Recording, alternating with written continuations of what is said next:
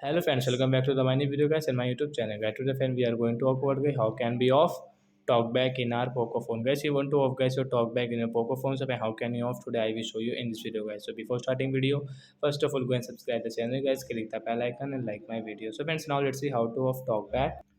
So first of all guys, use your two finger and guys scroll it. And first you can see your phone settings. So guys tap on phone setting and guys double tap. Then guys scroll with your two finger to off your talkback setting guys. Then guys click on additional setting guys. And guys you can see guys your accessibility setting guys. Accessibility guys, we will tap here and double tap. Guys click on vision setting and guys double tap.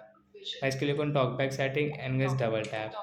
Use talkback setting as tap here and double tap. One tap, double tap, stop talkback, double tap. So guys, your talkback will off like that in your Poco phone. So I hope friends you have understood how to off talkback. So that's it guys. Thanks for watching. Bye guys.